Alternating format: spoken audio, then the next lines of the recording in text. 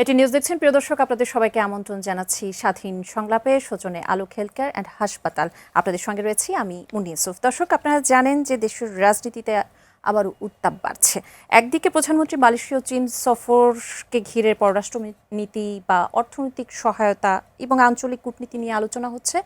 অন্যদিকে আমরা যদি বলি যে তিস্তা ইস্যু, সীমান্ত ইস্যু, তাছাড়া চীনের সঙ্গে সম্ভাব্য সহযোগিতা নিয়েও কিন্তু আলোচনা হচ্ছে। আমরা এদিকে দেশের অভ্যন্তরীণ কিছুটা উত্তাপ বাড়ছে, আমরা দেখতে পাচ্ছি। কার্যক্রম নিষিদ্ধ একটি দলের প্রতিষ্ঠাবার্ষিকীকে কেন্দ্র করে বিশেষ নিরাপত্তা ব্যবস্থা, সেনা মোতায়েন এবং রাজনৈতিক যে দলগুলো রয়েছে তাদের পাল্টাপাল্টি বক্তব্য রয়েছে। নতুন করে বিপ্লবের আহ্বান করছে কেউ কেউ, এবং আইন শৃঙ্খলা পরিস্থিতি নিয়ে নানা প্রশ্ন এবং আলোচনা রয়েছে। সব বিষয় নিয়ে আলোচনা করব। আমরা আমাদের শিরোনাম রেখেছি উত্তপ্ত রাজনীতি। আমাদের সঙ্গে দুজন সম্মানিত অতিথি রয়েছেন জনাব গোলাম মাওলা রনি, রাজনীতিবিদ, লেখক ও কলামিস্ট। আপনাকে আমন্ত্রণ জানাচ্ছি। আরও রয়েছেন মেজর অবসরপ্রাপ্ত ডেল এইচ খান, আর আন্তর্জাতিক সম্পর্ক, নিরাপত্তা বিশ্লেষক এবং মহাসমন্বয়ক ও মুখপাত্র জনতার দল। আপনাকে আমন্ত্রণ জানাচ্ছি।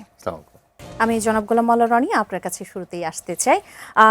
প্রধানমন্ত্রী ইতিমধ্যে চীনে পৌঁছেছেন, আমরা এই খবর জানতে পেরেছি, এবং প্রধানমন্ত্রী তারেক রহমানের প্রথমেই বিদেশ সফরে মালয়েশিয়া এবং চীন যাওয়া কে নিয়ে ভারতীয় গণমাধ্যম যেটি বলছে যে বাংলাদেশে পররাষ্ট্রনীতির নতুন অগ্রাধিকার হিসেবে তারা এটিকে দেখছে।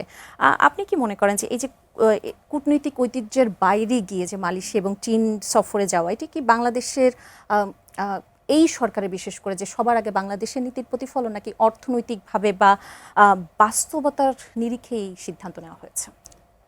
মানে ঘটনা যাই হোক, এটার ফলাফল বোঝা যাবে আরও 1 মাস পরে।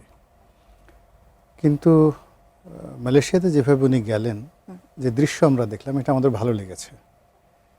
ইভেন আওয়ামী লীগের যারা লোকজন, যারা বিএনপিকে সবসময় খামচি দিতে চায়, রাগ হতে চায়, বিএনপিকে দেখলে যাদের মেজাজ খারাপ হয়ে যায়, তারাও এই তারেক রহমান সাহেবের বাংলাদেশ থেকে মালয়েশিয়াতে যাওয়া, সেখানে তার রিসিপশন, তার প্রেজেন্টেশন, তার বক্তব্য, মানে এখানে আসলে অতীতে যারাই গেছেন তাদের সঙ্গে তুলনা করলে ভালো বলতে হবে, খারাপ বলতে হবে না। বিশেষ করে ম্যাডাম প্রাইম মিনিস্টার, মানে প্রধানমন্ত্রীর যে স্ত্রী, ওনাকে তো আসলে ফার্স্ট লেডি বলা যাবে না, প্রধানমন্ত্রীর সহধর্মিণী।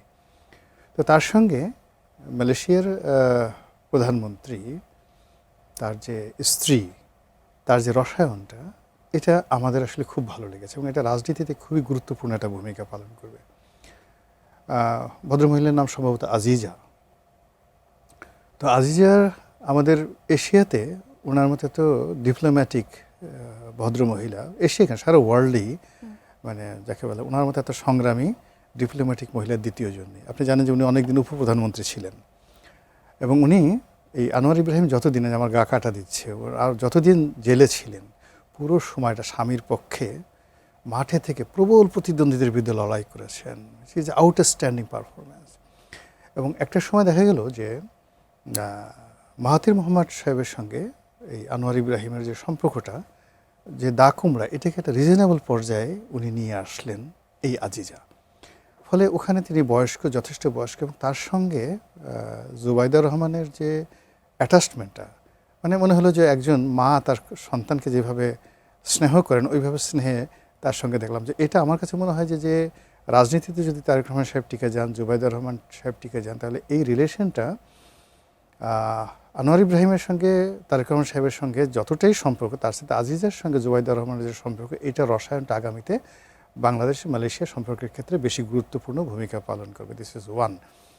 2 নম্বর হলো যে এই আজিজে এবং তাদের একটা সুন্দর মেয়ে আছে, সেও কিন্তু পলিটিক্যালি ভীষণ ম্যাচিউরড, এবং সেই মেয়েটার সঙ্গে যদি ভবিষ্যতে এই জাইমা রহমানের একটা ভালো রিলেশন হয়ে যায়, তাহলে আগে যেমন শেখ হাসিনা তার পরিবার কেন্দ্রিক একটা বলয় গড়ে উঠেছিল, জয়ের সঙ্গে ভুটানের প্রেসিডেন্ট, মানে এখন যিনি মানে রাজা আছেন, তার ক্লাসমেট, পুতুলের সঙ্গে অনেকের ভালো সম্পর্ক, এরকম একটা সম্পর্ক যদি জাইমা রহমান, জুবাইদা রহমান, তারেক রহমান এদের সাথে হয়ে যায় মালয়েশিয়ার মাধ্যমে, এটা আমার কাছে একটা মনে করি যে বাংলাদেশের যার মাধ্যমে হোক না কেন, আলটিমেটলি তো কান্ট্রি টু কান্ট্রি। এবং এই মুহূর্তে পৃথিবীর যে কজন স্মার্টেস্ট, আমার পছন্দের তালিকায় সবচেয়ে স্মার্টেস্ট মানে পলিটিশিয়ান আমার কাছে আসলে আনোয়ার ইব্রাহিমকে মনে হয়। তিনি যেভাবে ধর্মবেত্তা, সেইভাবে শিক্ষিত, প্র্যাকটিক্যাল এক্সপিরিয়েন্স, অসাধারণ ইংরেজি বলেন, এবং তার জ্ঞানের গরিমা। তার সঙ্গে তারেক রহমান সাহেবের যে কোনো বৈঠক, সেই বৈঠকে তারেক রহমান সাহেব ওখান থেকে অনেক কিছু শিখে আসতে পারবেন। কয়জন লোক পাঠালেন ডাজ নট ম্যাটার, কিন্তু আমাদের দেশের একজন রাষ্ট্রনায়ক হিসেবে তিনি এরকম একজন লোকের সাথে গিয়ে একটা রাষ্ট্রীয় প্রোটোকলে 24 ঘন্টা থেকেছেন। এই 24 ঘন্টা তিনি যা কিছু শিক্ষা গ্রহণ করবেন, এটা আমাদের মনে করি যে ওনাকে আগামীর দিনে উনি জাতিসংঘে যাবেন, পরবর্তী বিদেশ ভ্রমণ যাবেন, এবং এই ভ্রমণটা করার ফলে তার যে কনফিডেন্সটা বেড়েছে, এই কনফিডেন্সটা না বাড়িয়ে তিনি যদি প্রথমে সরাসরি দিল্লি যেতেন বা সরাসরি চীনে যেতেন, আপনারা তো জানেন না, আমরা যারা মানে পলিটিক্স করে আসছি, প্রথম যখন আমাদেরকে কেউ স্যালুট দিয়েছে, ইটস এ ডেঞ্জারাস থিং, আমাদের হাত পা কাঁপে। হ্যাঁ, পুলিশ দিল বা আর্মির স্যালুট দিল। আমি তো কী বলবো, যখন বঙ্গভবনে গেলাম, এই আমার পাশে একজন মেজর সাহেব আছেন, তো ফার্স্ট করলো কি, এরকম আমার একটা দামি গাড়ি বড় ছিল, পোশাক আশাক ছিল, তো ব্রিগেডিয়ার সাহেব হয়তো মনে করছে যে আমি গোয়িং টু বি মিনিস্টার, মানে সেদিন মন্ত্রীর শপথ হবে। তো আমি এমন পোশাক আশাক ভাবসাব নিয়ে গেছি, উনি মনেই করেছেন যে আমি আসলে মন্ত্রী হয়ে যাব। সে 2009 সনে বঙ্গভবনে সে আমাকে এমন জোরে একটা দোতলা স্যালুট দিল। নর্মালি হাত দিয়ে পা দিয়ে ব্রিগেডিয়ারে দেয় না, তাদের এরকম এরকম হাত উঠায়। আমার কাছে মনে হলো যে আমার সাথে আমার চাচা ছিলেন, তিনি, আমি মন্ত্রী হই না কিন্তু উনি ধর্মমন্ত্রী হলেন, উনি অন্তত 4 থেকে 5 গজ দূরে লাফ দিয়ে চলে গেছে। বাবা, কাজটা হলো কি? হ্যাঁ, এই আমাকে এইভাবে দিল কেন, এরকম দরকার ছিল কি?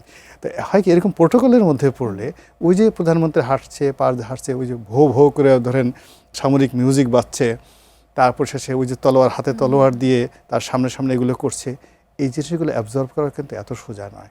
তা মালয়েশিয়া থেকে তিনি যেটা অ্যাবজর্ব করে গেলেন, চীনে গিয়ে দেখবেন যে সেটা মানে যাকে বলা হয়, এটা তার জন্য বেটার হবে। আর একটা কথা বলে শেষ করে দিচ্ছি। হ্যাঁ, আরেকটা বলে দিচ্ছি যে এটা কত ডেঞ্জারাস, মানুষজন হাসবে। আমি একবার জাপানের স্টেট গেস্ট হিসেবে আমি বললাম যে দেখো, আমি তোমাদের সম্রাটের সঙ্গে দেখা করতে যেতে চাই। তো বলে যে তোমার এটা ঠিক হবে না, সম্রাটের সাথে এটা আমি পারবো না, আর তুমি এই ধরনের চিন্তা করো না। বলে যে ওখানে যেতে হলে, তার সঙ্গে দেখা করতে হলে প্রচুর প্রোটোকল দিতে হয়, এবং যে কোনো রাষ্ট্রপতিও যদি তার সাথে দেখা করতে হয়, অ্যাটলিস্ট আমরা তাকে 2 দিন 3 দিন 24 ঘন্টা পর্যন্ত তাকে আমরা ওই প্র্যাকটিস করাই। বলে আমি বললাম কেন ওখানে এরকম করা কেন? বলে যে ওখানে পরিবেশটা এরকম, এর আগে এক লোক এসে সেন্সলেস হয়ে পড়ে গেছে। তো যার জন্য মানে ওই যে জাপানের সম্রাটের সাথে দেখা করতে গিয়ে, তার প্রোটোকল দেখাতে গিয়ে সে সেন্সলেস হয়ে পড়ে গেছে। It's not so easy. তো সেই দিক থেকে আমি মনে করি তার যে মালয়েশিয়ার যে অবস্থা, সেখান থেকে তিনি চায়নাতে গেছেন, তিনি আরও স্বাচ্ছন্দ্য বোধ করবেন, আরও হবেন। তো থিংস ফর দ্য বেস্ট, ভালোটা চিন্তা করি না, দেখে কি হয়। জি, আমি জনাব ডেলিজ খান আপনার কাছে আসি যে বর্তমান সরকার ক্ষমতা আসার পর ভারতের সঙ্গে সম্পর্ক কিছুটা উন্নত হবে এবং সেই প্রত্যাশাটাই কিন্তু আমরা রেখেছিলাম এবং কিছুটা হয়েছেও যদি বলতে চাই। শেখ হাসিনাকে ভারতে যে রাজনৈতিক আশ্রয় দেওয়া এবং আওয়ামী লীগ সরকারের অতি ভারতমুখী যে নীতি ছিল, সেটাই কাউন্টার দেওয়ার জন্যই কি দিল্লিকে বেছে না নেওয়ার ক্ষেত্রে এটা প্রভাবক হিসেবে কাজ করেছে কিনা? প্রথম সফরের ব্যাপারে জি, ধন্যবাদ আপনাকে এবং সহালোচক রনি ভাই। It's a matter of real honour ওনার সাথে স্টেজ শেয়ার করা। Thank you. Every minute is a learning, আলহামদুলিল্লাহ। তো আপনি যেটা বললেন, অফকোর্স এখানে একটা ব্যালেন্সিং অ্যাক্টের দরকার ছিল, বিকজ ট্র্যাডিশনালি বাংলাদেশের রাষ্ট্রপ্রধান ভারত সফর দিয়ে শুরু করেন, বৈদেশিক সফর যেটা আছে, বিকজ রাষ্ট্র মানেই হচ্ছে পররাষ্ট্র সম্পর্ক বজায় রাখা। তো সেদিক থেকে ভারতে একটা প্রত্যাশা ছিল, ইনভাইটেশন কিন্তু ভারত থেকে ছিল, চীন থেকেও ছিল, এবং একই সাথে মালয়েশিয়া থেকেও ছিল, পাকিস্তান থেকেও আসছে। সো এখানে যেটা খুব ব্যালেন্স করা দরকার ছিল যে কোথায় ফার্স্টে সফর করবে, এবং এটা নিয়ে কিন্তু বেশ জল্পনা কল্পনাও ছিল। অনেকে মজা করে বলছে যে মিস্টার তারেক রহমান, আমাদের মাননীয় প্রধানমন্ত্রী, তিনি তার সফর ইউকে থেকে শুরু করতেও পারেন, কারণ দীর্ঘদিন ওখানে ছিলেন। তো ওখান থেকে করলে পরে, আর যেহেতু আমরা ব্রিটিশ কলোনি ছিলাম এক সময়, ওখান থেকে শুরু করলে পরে কারোর আপত্তি থাকবে না। ফান অ্যাপার্ট, আপনি যদি প্রিসাইজলি এখানে জিওপলিটিক্সটা বোঝার চেষ্টা করেন, সেটা হচ্ছে যে চায়না না ইন্ডিয়া কোথায় আগে সফরে যাবে, এটা কিন্তু রিয়েলি একটা বড় প্রশ্ন ছিল।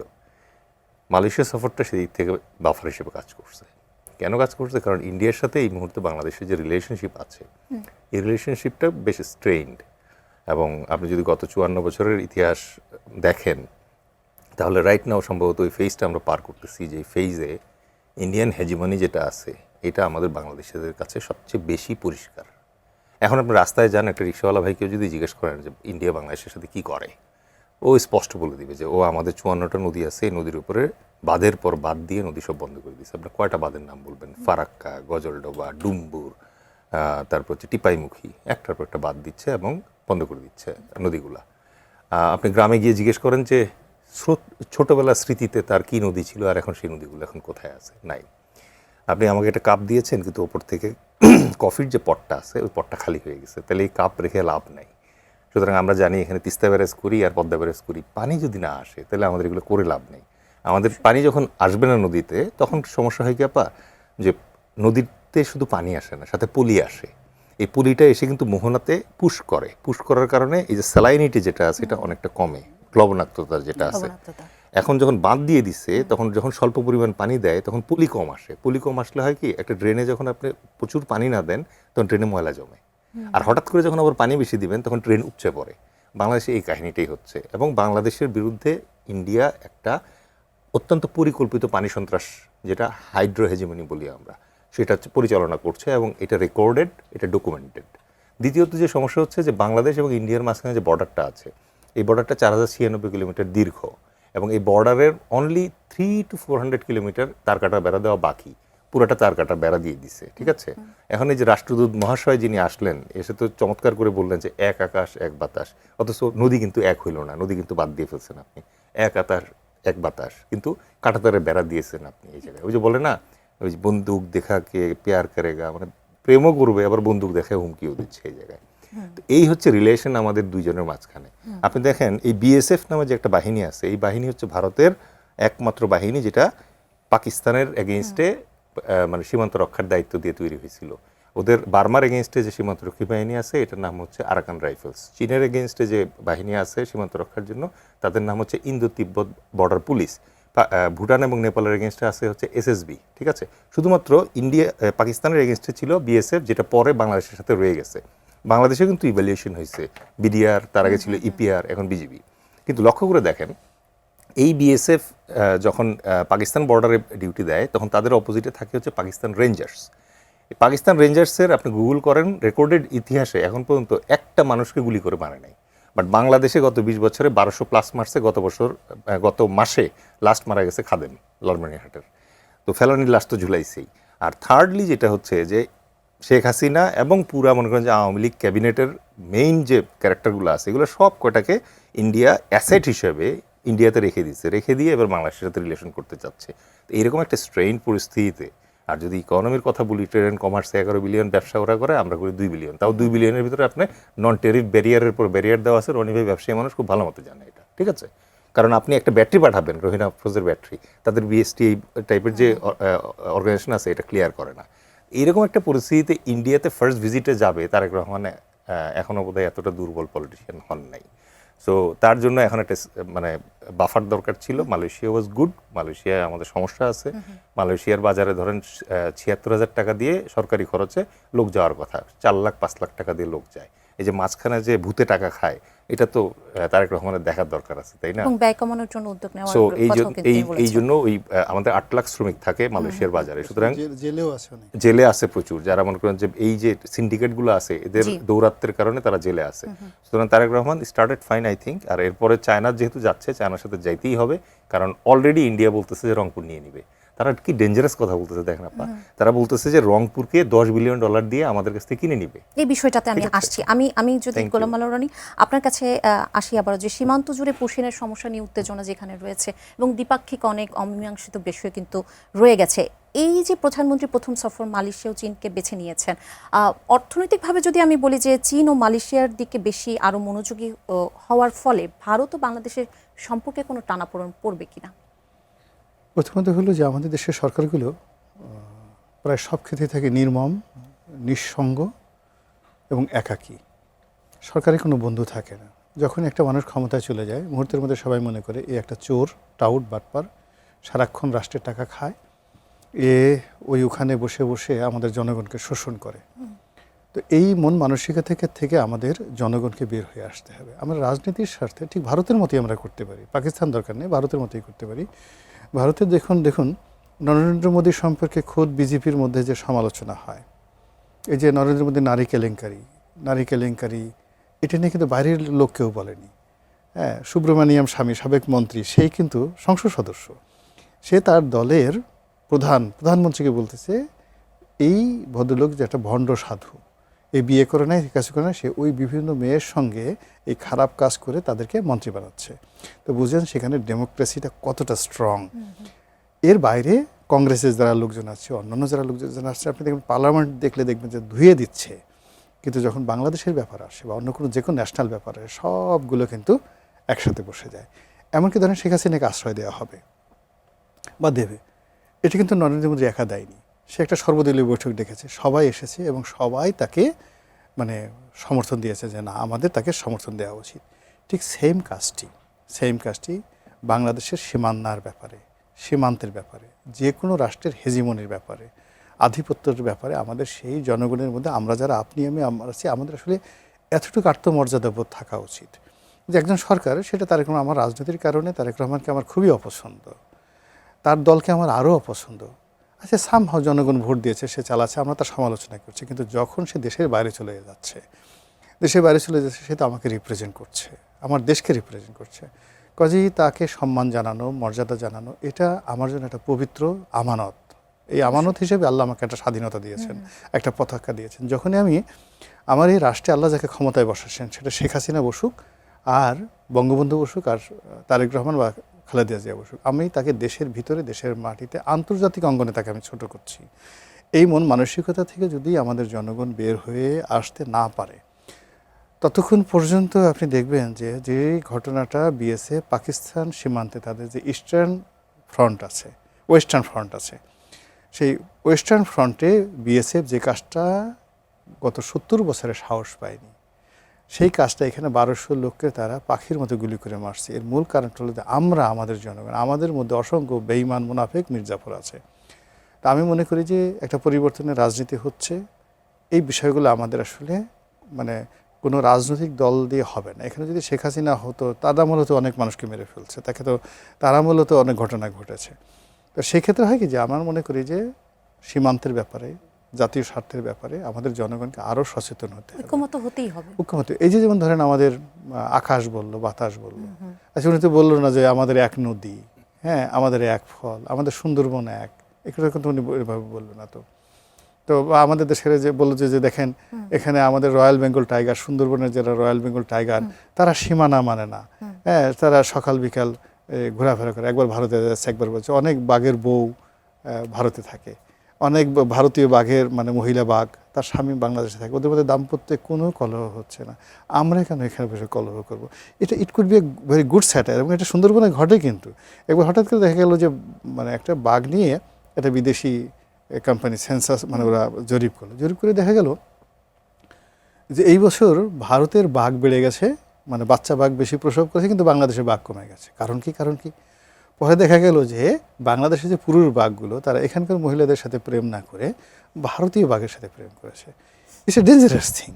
হ্যাঁ, তো এরকম ঘটনা ঘটে, তা এটা আমাদের সীমান্তও ঘটতে পারে। তা এই জন্য হয় কি, বাঘের মধ্যে ভারতীয় বাঘেরটাও দেখেন ওরাও ঠিক মন্দির মতো চালাক, হ্যাঁ খুঁজে সেখানে হানি ট্র্যাপ ফেলে আমাদের বাঘগুলোকে নিয়ে যাচ্ছে।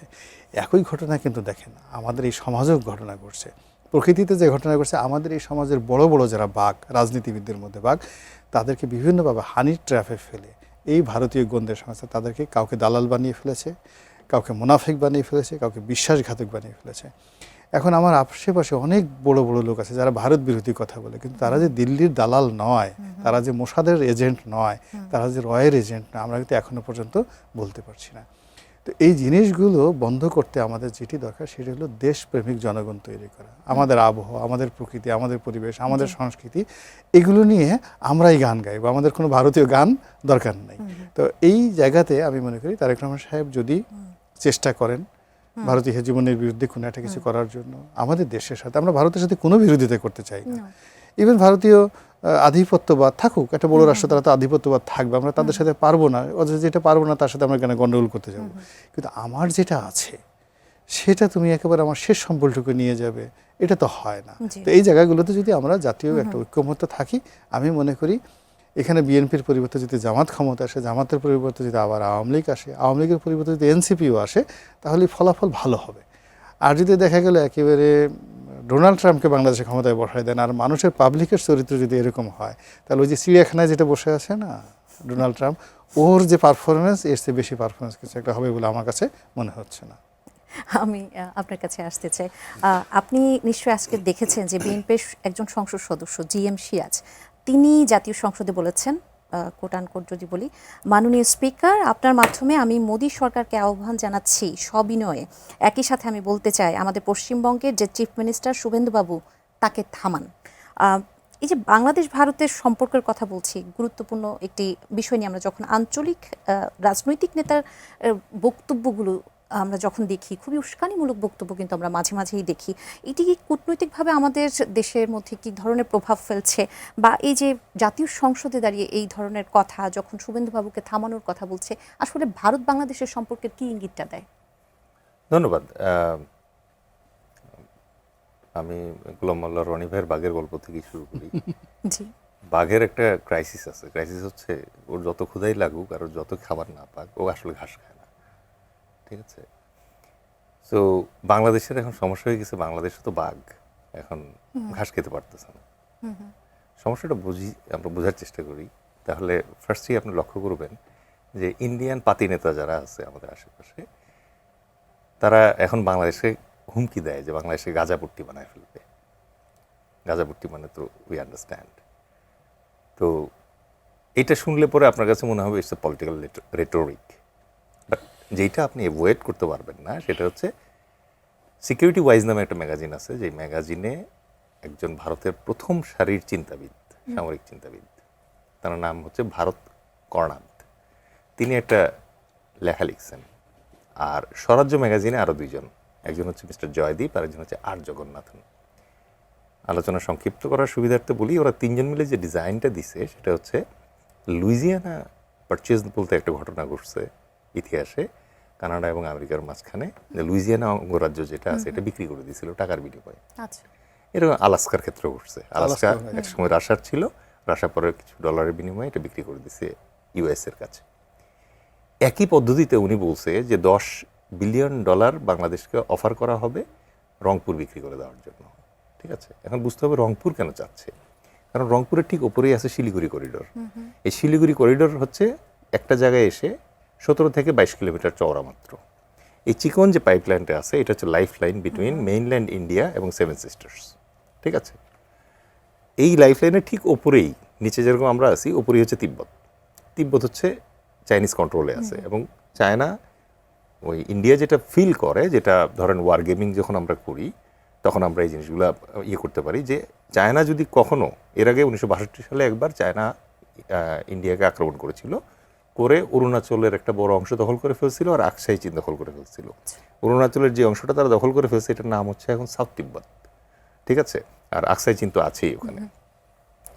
তো তারপরে টানা 30 দিন ইন্ডিয়াকে মারার পরে ইন্ডিয়া যখন পরাজয় বরণ করে নিছে তখন তারা যুদ্ধ থামাইছে এবং তারা এই লাইন ড্র করছে, এর ভেতরে আর ইন্ডিয়া ঢুকতে পারে না। এখন পরবর্তী যে যুদ্ধটা হবে চায়নার সাথে ইন্ডিয়ার, তখন ফার্স্ট কাজ যেটা হবে সেটা হচ্ছে এই শিলিগুড়ি করিডোরটা কাট অফ হয়ে যাবে, এবং সেই জন্য অলরেডি চাইনিজ অ্যাসেট ওখানে পজিশন করা হয়েছে তিব্বতের এই সাউদার্ন পার্টে। এই থ্রেটের কারণে তারা জানে যে যখনই চায়নার সাথে গন্ডগোল লাগবে তখন এই পাইপলাইনটা সিভিয়ার হয়ে যাবে। সামরিক পরিভাষায় আপনার যখন একটা এলাকা আটকা পড়ে যায়, এটাকে তো আপনার ছাড়াইতে হবে। এটার জন্য ছাড়ানোর জন্য আপনার কাউন্টার অ্যাটাক করতে হয়। কাউন্টার অ্যাটাক করার জন্য আপনি তো তিব্বত হয়ে আসতে পারবেন না, ওখানে তো চায়না আছেই, তার নিচ দিয়ে যেতে হবে। নিচ দিয়ে গেলে আপনাকে রংপুর হয়ে যেতে হবে। সো রংপুর যে এরিয়াটা আছে এই এরিয়াটাকে তাদের বাফার হিসেবে দরকার। ঠিক আছে? তো এই বাফার হিসেবে তাদের 150 কিলোমিটার জায়গা লাগে। আপনি এই টার্নিং মুভটা দেওয়ার জন্য একটা ডিভিশন নিয়ে প্রায় 150 কিলোমিটার মতো জায়গা লাগে। এই জন্য তারা টার্গেট করছে যে ছলে বলে কৌশলে প্রথমে টাকা দিবে, টাকা না দিলে পরে কোট মানে মিস্টার কর্ণাদ, যে উনি বলছে this is the high time to pinch Bangladesh to take over Rangpur division, unquote. তো এই জায়গাটা উনি বলতেছেন যে এটা যদি সে আমাকে বিক্রি না করে তাহলে আমাকে এটা দখল করে নিতে হবে। This is number 1।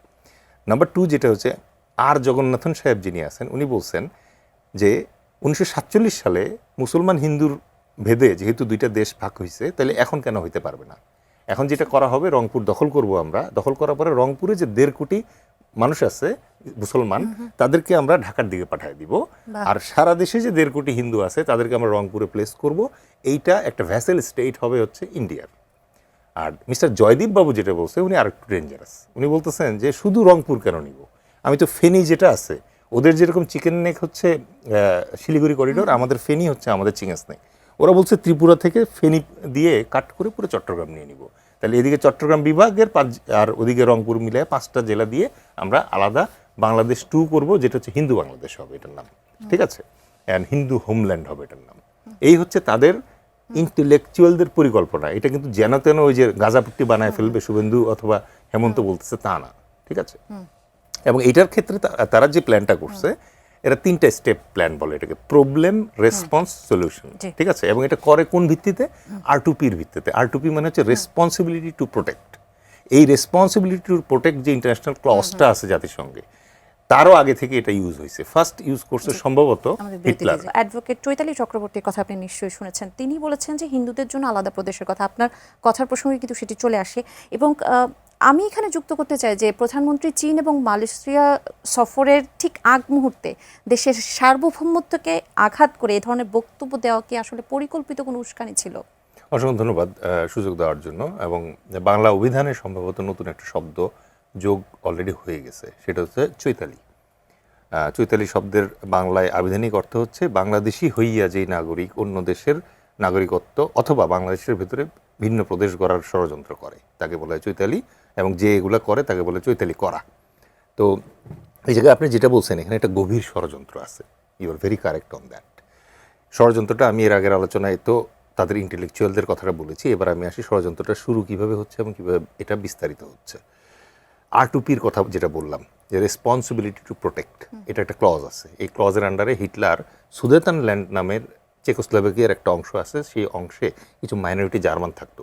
সেই মাইনরিটি জার্মানদেরকে উদ্ধার করার প্লি দিয়ে, রেসপন্সিবিলিটি টু প্রোটেক্ট এই প্লি দিয়ে সে চেকোস্লোভাকিয়া দখল করে ফেলছিল। এই R2P-র ক্লজ দিয়ে ন্যাটো বাহিনী লিবিয়াতে আক্রমণ করে এবং গাদ্দাফিকে হত্যা করে। এই R2P-র ক্লজ দিয়ে রাশিয়ার পুতিন ক্রাইমিয়া দখল করছিল এবং এখনও দখল করে রাখছে।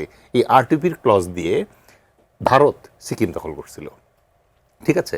তো এই একই প্রেসক্রিপশন এখন বাংলাদেশের এগেনস্টে তারা করার চেষ্টা করতেছে, এবং এটা 3টা টিয়ারে করা হয়। ফার্স্টে হচ্ছে প্রবলেম, দ্বিতীয়ত হচ্ছে রেসপন্স, তৃতীয়ত হচ্ছে সলিউশন। প্রবলেম কি? প্রবলেম হচ্ছে ফার্স্টে এটা প্রমাণ করতে হবে ইন্টারন্যাশনাল মিডিয়াতে 1:10 এমপ্লিফাই করতে হবে যে বাংলাদেশে মাইনরিটি প্রসিকিউশন চলতেছে, ঠিক আছে। এবং দ্বিতীয়ত যেটা করতে হবে, এখানে মাইনরিটিটা ভীষণ কষ্টে আছে এবং তাদের বাঁচানোর জন্য কাউকে আগায় আসতে হবে, এটা প্রমাণ করতে হবে। 2 নম্বরে আমি যেটা বললাম যে এই প্রবলেমটা ফার্স্টে দেয়া হবে, দ্বিতীয়ত হচ্ছে রেসপন্স, ঠিক আছে।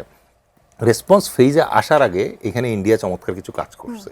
সেটা হচ্ছে তাদের যে এজেন্ট আছে, এজেন্টের মাধ্যমে আপনি দেখবেন যে সেই রংপুর এলাকা, যেটা আমার আগের আলোচনায় আমি বলছি, যেটা তারা দখল করতে চায়, সেই রংপুর এলাকায় তারা বেশ কিছু মূর্তি তৈরি করছে। রনি ভাই আগে ভারত হতে ভিজিট করছে, কলকাতায়ও কিন্তু এত বড় মূর্তি নাই যে মূর্তি তারা এখানে তৈরি করছে। এটা তৈরি করে তারা যেটা চাচ্ছে যে এই মূর্তির কারণে মুসলমান এবং হিন্দুদের ভিতরে একটা ক্ল্যাশ হোক, কমিউনাল ক্ল্যাশ হোক, সাম্প্রদায়িক দাঙ্গা হোক। এই দাঙ্গা হলে পরে এবার এটা তারা বিশ্বের কাছে উপস্থাপন করবে যে এখানে সত্যিকার অর্থে হিন্দুরা খুব ভয়ঙ্কর সমস্যায় আছে। 2 নম্বরের রেসপন্সে এসে তারা যেটা করতেছে, এবার তাদের পেইড এজেন্ট যারা আছে, চৈতালিরা যারা আছে, তাদেরকে দিয়ে বলাচ্ছে যে আমাদের আলাদা প্রদেশ লাগবে। হিন্দিতে তারা বলবে যে আমাদেরকে বাঁচায় নাও এখান থেকে, ঠিক আছে। এই যে অ্যাপিলটা যাচ্ছে, এটা হচ্ছে রেসপন্স ফেজ। আর রেসপন্স ফেজটা যখন শেষ হয়, এটা শেষ হয় হচ্ছে সলিউশন দিয়ে। সলিউশনের ক্ষেত্রে কি হবে? ওই যে R2P যেটা আছে, এই R2P অ্যাপ্লাই করে তারা বলবে যে এখন আমাকে সামরিক ইন্টারভেনশনে যাইতে হবে, like Russia, like NATO in Bangladesh, ঠিক আছে।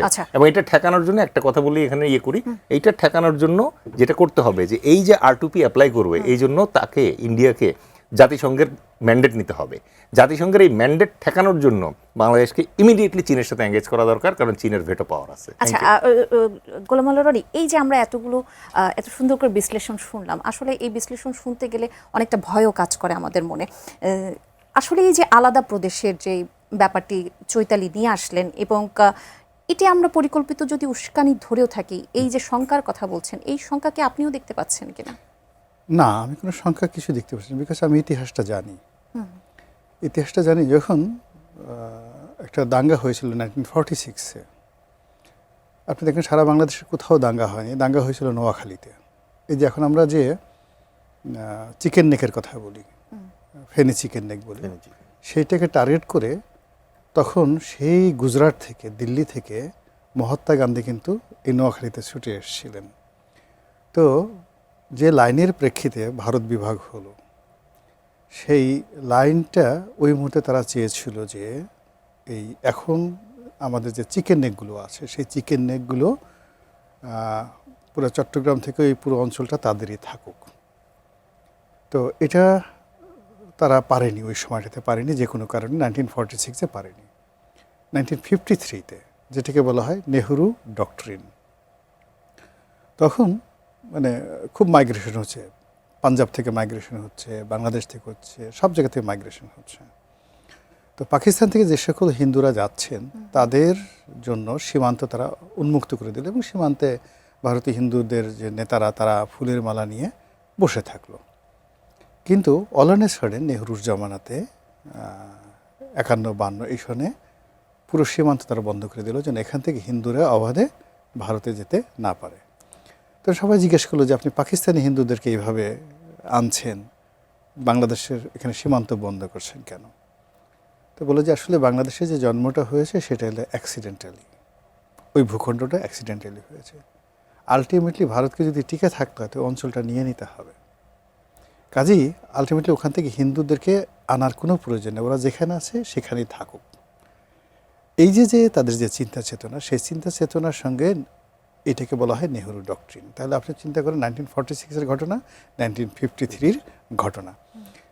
এরপর আসেন আমাদের দেশে 1957-এ বিরাট একটা আদমজি ম্যাসাকার হলো।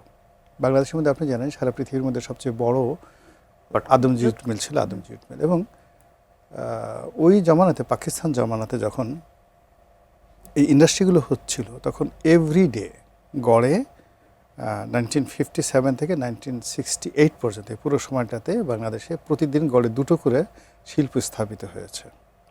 পাকিস্তান চেয়েছে যে এখানে আসলে এটাকে একটা শিল্প নির্ভর দেশ হোক, বিকজ জায়গা অল্প, ম্যান পাওয়ার বেশি আছে, এবং ওটাকে তারা কৃষি নির্ভর করতে চেয়েছিল। ভারত কিন্তু সেটা করতে দেয়নি। তখন তারা করলো কি, এই আদমজি ম্যাসাকার ঘটালো ভারত, এই প্রথম তারা ইন্টারভেন করলো বাংলাদেশে। তাতে যুক্তফ্রন্ট সরকার মিস করলো, ভারতের কেন্দ্রীয়, পাকিস্তানের কেন্দ্রীয় সরকার ফেল করলো, এবং এই প্রথম আইয়ুব খান মার্শাল ল জারি করতে বাধ্য হলো এই একটা ম্যাসাকারের কারণে। ফলে এই যে আমাদের পেছনে যে ভারত লেগে আছে, এটা প্রথম দিন থেকে লেগে আছে। ফলে আমরা যারা জানি তাদের কাছে এখন বর্তমানে যা কিছু হচ্ছে এটা আমাদের আতঙ্ক না, আমরা এটার জন্য একটা পরিণতির জন্য বসে আছি। আর আফসোস লাগছে এই কারণে যে আমাদের রাজনীতিবিদদের মধ্যে যারা ক্ষমতা, যারা জানেন, তারা এটা ভুলে থাকার চেষ্টা করেন। আর বেশিরভাগ রাজনীতিবিদ এই ইতিহাসটা জানেন না। প্রত্যেকটা মানে প্রতি 50 বছর পর পর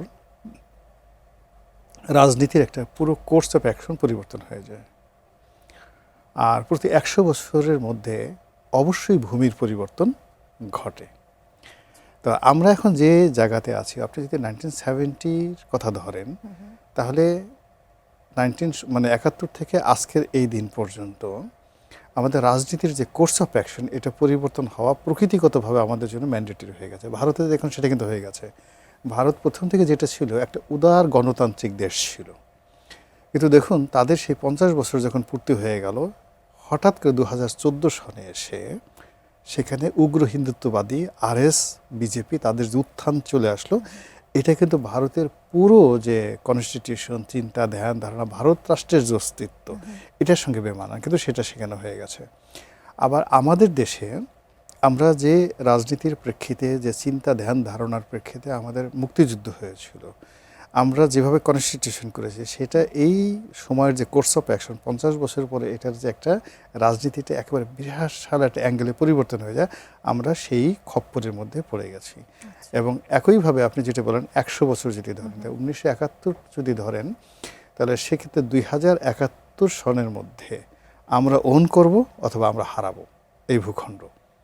এর বাইরে আপনি আজকে যদি আপনি এই যে আমার এই কথাটা আপনি ধরেন, আপনি এই বাংলাদেশের, আমি আপনাকে গুনে গুনে এটা 1026 সন থেকে প্রতি 100 বছর পর পর কীভাবে আমাদের রাজনীতির ভূখণ্ড পরিবর্তন হয়েছে আর কোর্স পরিবর্তন হয়েছে, আমি এখানে সবাইকে বলতে পারবো। আগামীকাল কার্যক্রম নিষিদ্ধ আওয়ামী লীগের প্রতিষ্ঠাবার্ষিকীকে ঘিরে ঢাকা, চট্টগ্রাম, গাজীপুর সহ কয়েকটি জেলায় সেনা মোতায়েন করা হয়েছে এবং দেশ জুড়ে বিশেষ সতর্কতা নেওয়া হয়েছে। যদি বলি 18,000-এর বেশি পুলিশ সদস্য মোতায়েন করা হয়েছে। রাজধানীতে 200-টির বেশি চেকপোস্ট করা হয়েছে, কয়েকটি জেলায় সেনা মোতায়েন। এই যে একটা নিরাপত্তা বলয় তৈরি করা হলো, এটিতে সাধারণ মানুষের মধ্যে কিন্তু উদ্বেগ বা ভীতির অনেক সময় কাজ করে। বা আমাদের নিরাপত্তা সংস্থাগুলোর কাছে কি কোনো সম্ভাব্য অস্থিতিশীলতার কোনো বা নাশকতা সম্পর্কিত নির্দিষ্ট কোনো তথ্য আছে কিনা, বা আমাদের উদ্বেগের জায়গাটা আছে কিনা? আমি এটা জানি না। এই কারণ হলো আমার সঙ্গে যারা নিরাপত্তা সংস্থা আছে তাদের কারোর সঙ্গে কোনো গোপন আতাত নেই, কখনোই ছিল না। এই জন্য বিভিন্ন গোয়েন্দা সংস্থা দালাল হতে হয়, এজেন্ট হতে হয়। ওই সৌভাগ্য দুর্ভাগ্য আল্লাহ আমাকে কখনো দেয়নি। আমার কাছে প্রথম যেটা মনে হচ্ছে যে এই মুহূর্তে পাবলিক সেন্টিমেন্ট যে পর্যায়ে আছে, তাতে করে আসলে সেনাবাহিনীর নামানো বা এত বড় রেড অ্যালার্ট জারি করা বা এটাকে নিয়ে সরকার যে মাতামাতি করছে, ইটস এ রং ডিসিশন। আমার কাছে মনে হচ্ছে যে এটা পুরো জিনিসটাই তারা তাদের মতো যদি ছেড়ে দেওয়া হতো, যে হাউ দে অ্যাক্ট। মানে আগে প্রথমত হলো কি, যতক্ষণ না পর্যন্ত আমার কাছে প্রতিটা জিনিস আমার নিয়ন্ত্রণে আছে, জনগণ নিয়ন্ত্রণে আছে, প্রতিপক্ষ যারা আছে তারা পালানো আছে, এখানে গেরিলা যুদ্ধ করে কোনো একটা ঘটনা, অকারেন্স ঘটনা, আমাদের সমাজে এখনও পর্যন্ত ধরেন হরতাল, অবরোধ, বোমাবাজি, গান পাউডার দিয়ে মারা, এই জিনিসগুলো এখন একসেপ্ট করতে যাচ্ছে না। কিন্তু যখনই সরকার এখানে রেড অ্যালার্ট জারি করছে, সেনাবাহিনী যাচ্ছে, তো সেখানে যে কোনো একটা ছোটো ঘটনা আওয়ামী লীগের নামে কেউ ঘটালো, সঙ্গে সঙ্গে সে হিরো হয়ে যাবে। সে হিরো হয়ে যাবে এবং আওয়ামী লীগের জনপ্রিয়তা বাড়বে, ক্ষমতা বাড়বে, দাপট বাড়বে, আর প্রতিপক্ষ যারা আছে তারা ভয় পেয়ে যাবে। যেমন দেখেন, যেখানে সেনাবাহিনী বলেন বা পুলিশের খুব বেশি উপস্থিতি থাকে, দুর্ভাগ্যজনক হলো সত্য যে খুব বড় বড় যে সেন্সিটিভ ক্রিমিনাল অফেন্সগুলো ঠিক সেখানেই ঘটে। আর যেখানে জনারণ্য অবারিত জনগণ ঘোরাফেরা করে, স্বাভাবিক ঘোরাফেরা করে, সেখানে কিন্তু এই ধরনের মানে আপনার যে অফিস কারণ বাজার, আপনার কারণ এত লোকজন আসে, এখানে ছিনতাই করে যাওয়া বা কোনো একটা কাজ করে ভেরি টাফ। কিন্তু যখন পুলিশের 4-5টা গাড়ি আছে, তার মধ্যে মানে লোকজন রিল্যাক্স আছে যে পুলিশ আছে, কোনো অসুবিধা হবে না। এর মধ্যে একজনের সেটা হুন্ডা ভো করে টান দিয়ে আপনার কানের দুল টেনে নিয়ে চলে গেল। পুলিশ হা করে তাকায় থাকলো, ভাই হলোটা কি? আমার চোখের সামনে টিভির গাড়িতে আসছি, পুলিশের 4-5জন লোক দাঁড়ানো গুলিস্তানে, তাদের চোখের সামনে এসে গাড়ি, সে গ্লাস ফ্লাস সব কিছু খুলে নিয়ে গেল। পুলিশ হা করে তাকায় রাখলো। আমার বুঝতে বুঝতে সময় লাগছে 30 সেকেন্ডের মধ্যে তারা কাজ সেরে ফেললো। তো এই যে এখন যখন পুলিশ দায়িত্ব নিচ্ছে, সেনাবাহিনী দায়িত্ব নিচ্ছে, তখন সাধারণ মানুষগুলো করবে কি, এটা আতঙ্কগ্রস্ত হয়ে যাবে। না জানি বোমা মারে, না জানি কিছু করে, আমরা ঘর থেকে আজকে বের হব না। আর যখনই ঘর থেকে বের হবে না, পুলিশের যে সংখ্যা বা যে কজন বের করলো বা মিলিটারি যেভাবে বের হলো, এতে করে কি হলো, মাঠ যে ফাঁকা থাকবে, সেই ফাঁকা মাঠে তারা আরও গোল দিতে মানে সুযোগ পাবে এবং তারা দেবে, এবং তারা আরও বেশি বেশি মিছিল করবে। এবং সবচেয়ে বড় ব্যাপার হলো যে দেখবেন আমরা বাংলায় যে একটা শব্দ বলি না, তাফালিং, তাফালিংয়ের মজাটাই আলাদা, ভীষণ। আপনি যে কোনো একটা শক্তিশালী লোকের সাথে ঝগড়া করবেন, ঝাঁটি করবেন, তারা ধাক্কা দিবেন, তো ওটা একবার যে মজাটা পেয়ে যায়, সে বারবার এই কাজগুলো করবে। তো ওই যে দেখেন গাজীপুরে এক পুলিশকে বলছে যে এদিকে আসবি না, একদম মেরে ফেল। তো ও মনে করছে যে আল্লাহ, আমি যদি সেম কথা একজন আর্মির মেজরকে বলতে পারি, ব্রিগেডিয়ারকে বলতে পারি, এরপর যদি আমার ফাঁসি হয় তো ভালো, I will do this thing. মানে যখন অবসরপ্রাপ্ত মেজর আছেন আমাদের সাথে, এরকম একটা পরিস্থিতি যখন সৃষ্টি করে দিবেন, তখন এই ধরনের নেগেটিভ যারা লোকজন আছে, একটা সময় মানুষ মুরগি মিলন হতে চাইতো, টোকাই সাগর হতে চাইতো, ডেভিড হতে চাইতো, একটা সময় মানুষ মানে এই যে আন্ডারওয়ার্ল্ডে যে আছে বাস্টার্ড সেলিম ছিল, তো এই মানুষগুলো হতে চাইতো, বিকজ এগুলোর মধ্যে এত আরাম। আবার কিছুদিন আগে ধরেন এই যে আইজি বেনজির কেমনভাবে তোলা হতো, এখন সবাই বলতো আমি বেনজির হব, কি সুন্দর চেহারা, এত গার্লফ্রেন্ড, এত বাসায় জিনিসপত্র আছে, আমি এরপরে যা হয় ভাগ্য, আমাকে এরপরে ব্রাশ ফায়ার করে মেরে ফেলুক, ডাজ নট ম্যাটার, আমি একদিনের জন্য আইজি হতে চাই। তো এরকম হয় কি, এইভাবে কিন্তু মানুষের মধ্যে এটা হিস্ট্রিক্যালি একটা গ্রুপ ছিল, যে ইরানের একটা পাহাড়ে, ওদেরকে বলা হতো অ্যাসাসিনেশন গ্রুপ। 300 ইয়ার্স তারা সারা ওয়ার্ল্ড ডমিনেট করেছে। ওরা কাজই ছিল এই আত্মহত্যাকারী একটা বিরাট সুইসাইডাল স্কোয়াড তারা তৈরি করে ফেলেছিল মধ্যযুগে।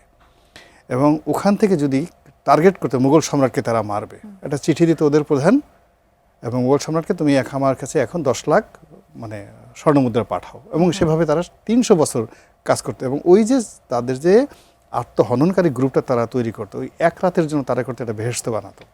ভেস্তে বানিয়ে ওখানে একটা ভেস্তের জন্য সব কিছু তাকে ভোগ করাতো।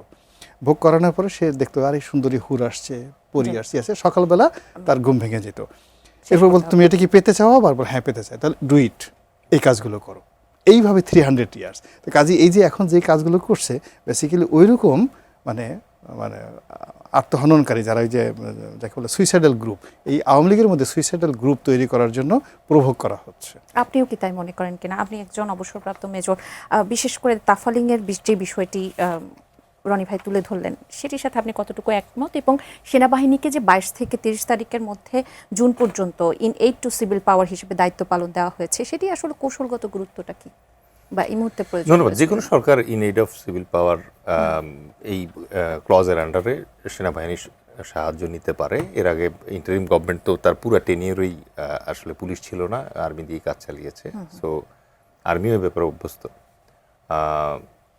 কিন্তু আমি একটা জায়গায় একটু থট প্রভোগ করতে চাই, সেটা হচ্ছে যে বিএনপি কি রাজনৈতিকভাবে মানে শেখ হাসিনাবিহীন আওয়ামী লীগকেও ম্যানেজ করতে পারছে না, যে এটার জন্য মানে বুটস গ্রাউন্ডে নিয়ে আসার প্রয়োজন হচ্ছে, এটা একটু রিএভ্যালুয়েট করার দরকার আছে। আমি আজকে যখন সংবাদে দেখলাম যে আর্মি ডিপ্লয় হচ্ছে, আমি নিজেও একটু অবাক হয়েছি। কারণ আওয়ামী লীগ নিষিদ্ধ যে কার্যক্রম নিষিদ্ধ আওয়ামী লীগ যে আছে, আওয়ামী লীগ নিজেও বোধহয় আন্ডারগ্রাউন্ড হতে চায় না, তাদের কার্যক্রম নিষিদ্ধ আছে, বাট তারা বাংলাদেশে রাজনীতি করার যে তাদের ইতিহাস আছে তার প্রেক্ষিতে আওয়ামী লীগের আসলে দরকারটাও বোধহয় নাই যে তাদেরকে আন্ডারগ্রাউন্ড একটা অর্গানাইজেশনে পরিণত হতে হবে। আর সরকারের কাছে আমি জানি না যে কোনো ধরনের ইন্টেল আছে কি না যে আওয়ামী লীগ এ ধরনের নাশকতা করবে এবং এটার জন্য আর্মি ডিপ্লয় করার প্রয়োজন হবে। আমি আশা করছি যে তাদের কাছে এরকম ইন্টেল আছে, এবং এই মুহূর্তে যেহেতু মাননীয় প্রধানমন্ত্রী দেশের বাইরে আছে, সুতরাং বাংলাদেশে ওই অবকাশে এখানে আমি একটু যদি যোগ করতে চাই, আমাদের একদম শেষ পর্যায়ে আমরা চলে আসলাম, যেটি রনি ভাই প্রথমেই শুরু করেছিলেন, যে আমাদের দেশের যখন কোনো এ ধরনের প্রশ্ন আসে সবখানে শুধু রাজনীতি চলে আসে, ঐক্যমত্যের প্রশ্নে কিন্তু আমরা এক হতে পারি না। কালকেও কিন্তু 11 দলীয় সমাবেশ ডেকেছে, সরকারের পক্ষ থেকে স্টেপ নেওয়া হচ্ছে, বিরোধী দল থেকে স্টেপ নেওয়া হচ্ছে, আবার আমরা শুনতে পাচ্ছি যে বিরোধী দলের নেতাও বলছে যে নব্য ফ্যাসিবাদের অভিযোগ তুলছেন। এই যে অভিযোগ, এই যে কাদা ছোড়াছুড়ি, এটি কি থামবে না আমাদের দেশে? যদি বিএনপি এখন যেভাবে কাজ করছে এই স্টাইলে যদি আগাতে থাকে, টু বি ভেরি স্পেসিফিক, যেমন ধরেন অ্যাডভান্টেজ নিয়ে আসছে, এবং এখন ধরেন এই যে জুলাইয়ের ব্যাপারটাতে তাদের যে অনীহা, গুম অধ্যাদেশকে প্রথমেই গুম করে ফেলা, এবং সীমান্ত জুড়ে যে সমস্যা হচ্ছে, স্বরাষ্ট্রমন্ত্রী ওইটাকে প্রকারান্তে উপেক্ষা করে দেশের ভিতরে আওয়ামী লীগ হান্ট করতে নামা, এই ব্যাপারগুলো আসলে একটু কনফিউশন ক্রিয়েট করছে। এই কনফিউশনের কারণে কিন্তু ঐক্যটা দূরে সরে যায়। আমি শেষ করব রনি ভাই, এই যে কনফিউশনটাকে আসলে অ্যারাইজ করছে কিনা 30 সেকেন্ডের উত্তরটা আমি চাবো। অবশ্যই প্রথমত হলো যে বিএনপি যে কমিটমেন্টগুলো ছিল অনেকের সাথে, কোনো পক্ষের সাথে সে আজ পর্যন্ত কমিটমেন্ট রক্ষা করেনি। তার নিজের দলের ভিতরে এবং বাইরে তাকে কেউ বিশ্বাস করছে না, কারো মনের মধ্যে শান্তি নেই, না সরকারি দলে না বিরোধী দলে। এবং আপনি স্বতঃস্ফূর্তভাবে প্রধানমন্ত্রী থেকে শুরু করে আপনি দলের যে কোনো মেম্বার অফ পার্লামেন্ট বা দলের বাইরে একটা মানুষ একটা রাষ্ট্র পরিচালনা করছে, এমপি হচ্ছে, মন্ত্রী হয়েছে, কাদের মধ্যে একটা অ্যাজ ইউজুয়াল যে ফ্লো আছে, কাজের ফ্লো, শান্তি নাই, সবাই যেন অস্থিরতা। আপনার চোখে এক রকমের কথা, মুখে এক রকম কথা, বুকে এক রকমের কথা। আপনি যে আমিরে জামাত দেখেন, কেউ হ্যাপি না। ফলে ইট মিনস এই যে সরকার যে তার ক্রেডেনশিয়ালটা হারিয়ে ফেলেছে, এটা পুনরুদ্ধার না করা পর্যন্ত কোনো কাজে বরকত হবে না। এবং এই অবস্থা চলতে থাকলে সীমান্তে আরও পুরসীন হবে, আওয়ামী লীগ আরও লাফালাফি করবে, এবং দেশের অর্থনীতির 12টা বাজবে। অসংখ্য ধন্যবাদ এবং কৃতজ্ঞতা আপনাদের দুজনকে আমাদের অনুষ্ঠানে আসবার জন্য। দর্শক, আজকের মতো এখানেই শেষ করছি, আগামীকাল আবারও হাজির হব। সে পর্যন্ত সুস্থ থাকুন, ভালো থাকুন, সবসময় এটি নিউজ দেখতে থাকুন। ধন্যবাদ সবাইকে।